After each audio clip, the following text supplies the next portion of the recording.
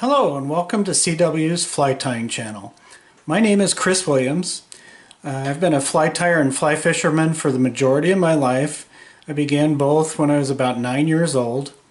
I've always fished a lot, but now I'm able to fish and tie flies even more. I'm a retired school teacher and I spend 4 to 5 months on the road doing research and development, creating new flies, observing what's going on in the water, and just fishing. Those three things I'm very passionate about, and I just enjoy being out. I began this fly tying channel because I wanted to share with you some of the patterns that have been successful for me over the years. I tend to focus more on dry flies and emergers. I've always really enjoyed dry fly fishing, but I also fish soft hackles, nymphs, and also some streamers. So I'll probably focus mostly on dry flies and emergers, but we'll tie some nymphs and some soft hackles and maybe a streamer or two also. Today we're going to work on tying a midge pattern, so let's go ahead and go to the vise. The fly we're going to be tying today is called CW's Crystal Emerger. This has been a very successful pattern for me over a long period of time, and it's tied on a TMC 2488 Tiemco hook. You could use just about any dry fly hook for this. I prefer the 2488 because it has a wide gap and it goes down into very small sizes, down to size 26. So let's get a hook in the vise.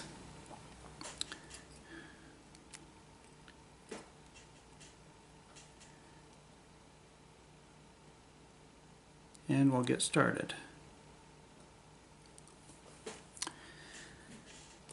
The thread we'll be using today is Vivas 16-aught.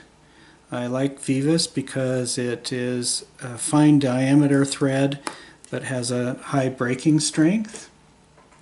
The abdomen, or the shuck of the fly, is going to be some Antron dubbing. This is March Brown color. I really like March Brown Antron dubbing as opposed to the stiffer Antron that people use for shucks and as well as posting material. This is softer. It still has the same sheen to it, but it moves more in the water, and when it gets wet it looks just like the original. The other color I like a lot for shucks is hare's ear Antron dubbing. For the abdomen, we'll be using black crystal flash. That will give the body a little bit of shine to it. The wing material is a material made by Enrico Pulosi, which is EPT trigger point fibers. I've been using these for a while. This color is actually called Quicksilver, and it's kind of a lighter dun color. I also use dark dun, and blue wing olive, which are both darker duns, and I like the spinner wing color for spinners, which is a clear or a whitish color. Thorax of this fly is going to be a couple of strands from the peacock eye, and for our hackle we'll be using grizzly midge hackle from Whiting Farms. So we'll go ahead and start our thread. I'm going to start it about halfway down the shank, and I'm going to wind it all the way back past the bend of the hook a little bit. I'm going to use my thread as a guide for proportioning of flies, and then I'm going to wrap it right back to the original starting point, and we'll trim that off. I'll take a little bit of the Antron dubbing. I don't want very much. I want about half of what I think I'm going to use for the shock.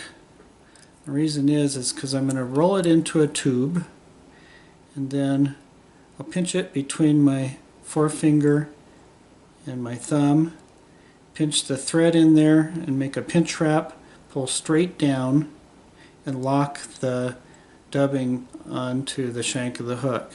Then I'm going to pull it straight back and wrap right over the top of it. This will secure it firmly to the hook so that it will never pull out.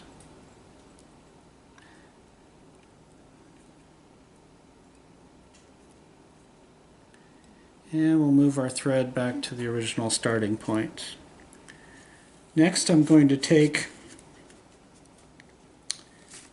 a strand of the crystal flash. Probably only need half of a strand. A little bit easier to work with, so I'll trim it in half. And I'm going to take it and wrap it around my thread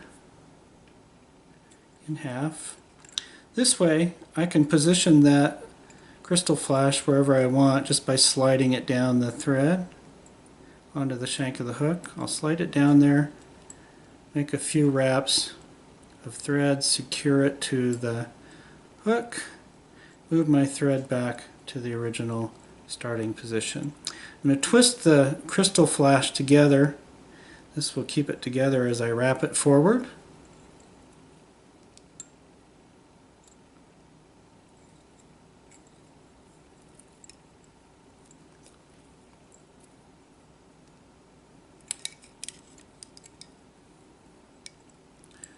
Trying to separate on me. Just keep twisting as I wrap.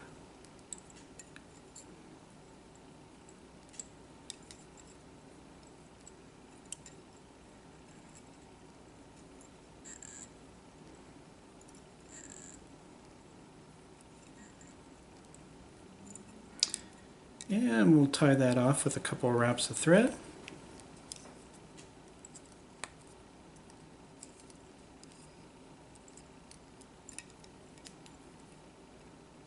Trim off the waist. A couple more wraps just to make sure it's secure. Now we'll take some of the EPT fibers. Just going to trim out a section of those.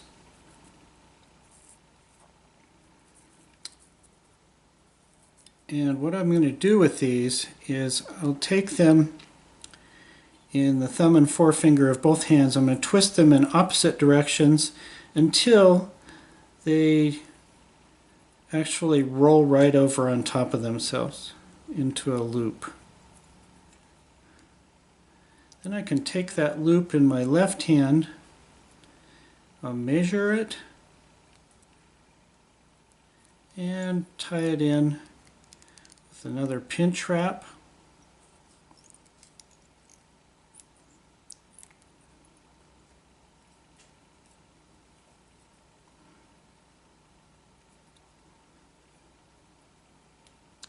Come back in here and we'll trim out the excess. I'm going to leave a little bit long so I can wrap thread wraps over the top of that, securing it firmly to the hook. The other thing I'm going to do is I'm going to just make one wrap as a post-it wrap right around that bubble. What that does is it kind of stands the wing up, and when I'm fishing that, it will make it much easier to see out on the water.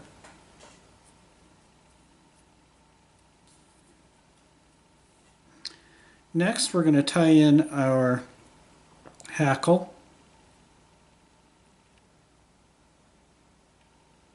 So I'll strip off some of the fibers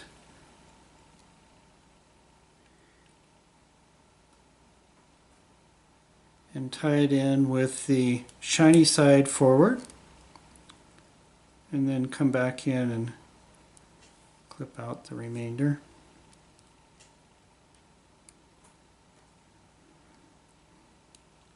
Now for the thorax, as I said, we're going to use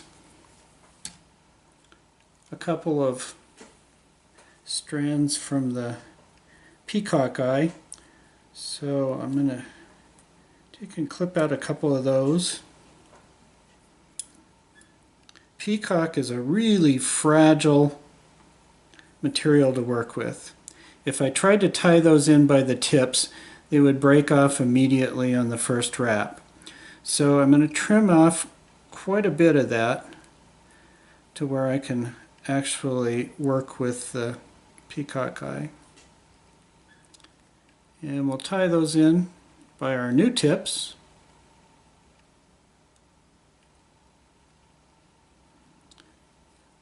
I'm going to lay the thread right beside those and just make a half twist counterclockwise, and that'll lock those in place. And then I'm going to wrap forward using the peacock and the thread, and it will give me a really reinforced thorax.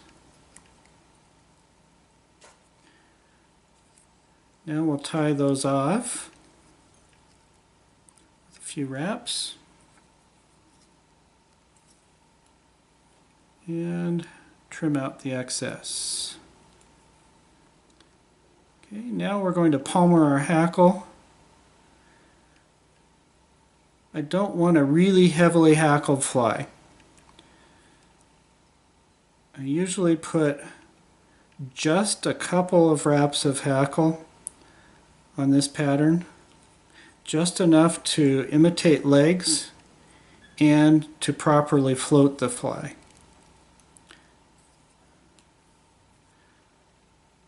Go ahead and clip out the leftover hackle.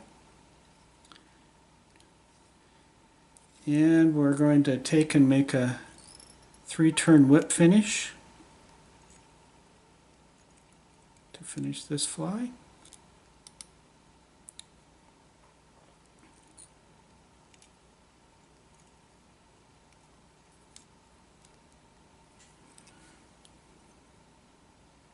Trim off our thread.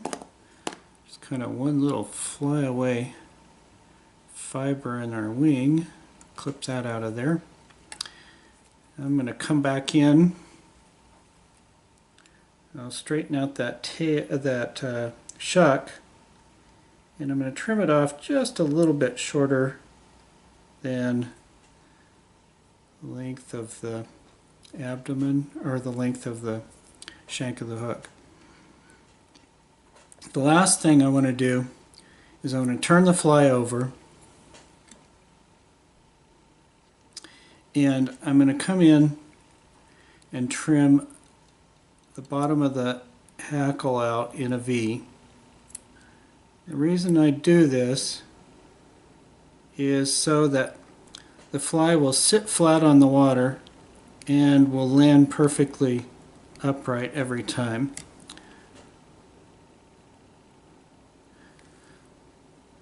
I want it to sit flat so that it really looks like a natural just getting ready to hatch out.